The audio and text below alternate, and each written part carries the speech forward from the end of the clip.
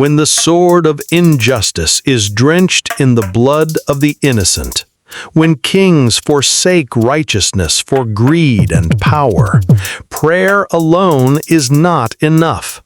Justice must rise, and the sword must be lifted once more. He was no half-lion, no symbol born from water. He was a man.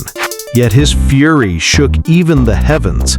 His eyes burned like molten copper, and his words struck the heart like sacred mantras.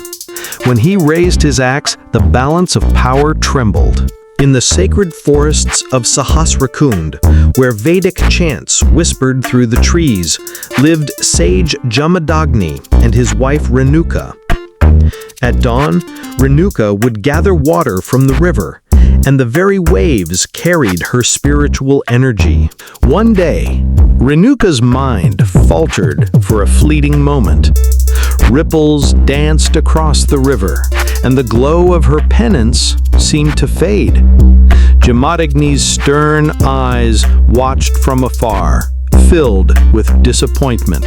Jamadagni saw it as a betrayal of austerity and gave an unbearable command. "You must slay your mother."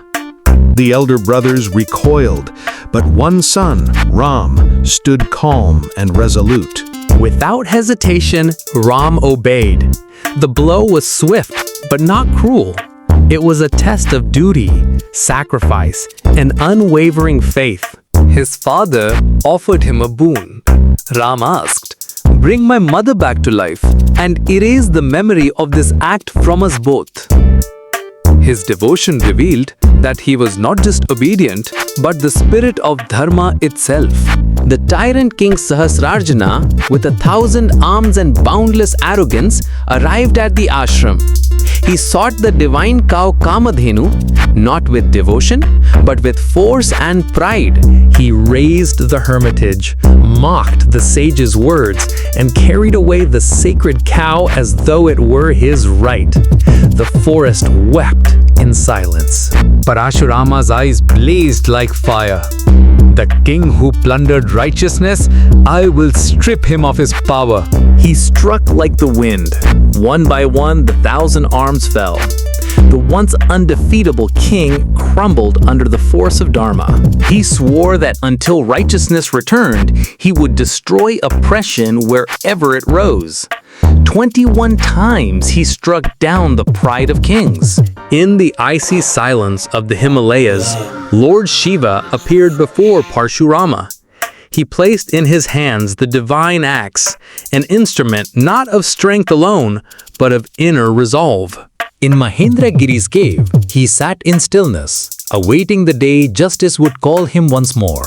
When the final avatar, Kalki, rises amidst darkness, Parashurama will hand over his weapon and wisdom for the ultimate restoration of Dharma. In Trivandrum, where the sea once retreated at his command, the temple of Parashurama stands as a living tradition, where people gather to honor the warrior sage. After war, he sought peace in the Konkan hills. Here he sat by rivers, wrapped in meditation and quiet strength. On the banks of the Lohit River, he bathed, not to cleanse the body, but to wash away the burdens of the soul. At Bhubaneswar, he turned inward. Amid sculptures and prayers, he sought strength to bear his own burdens.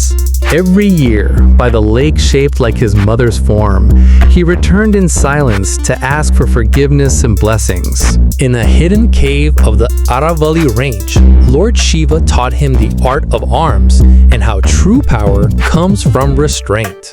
Parashurama stands forever, guardian of Dharma, watching over the land, waiting for the day justice must rise once more.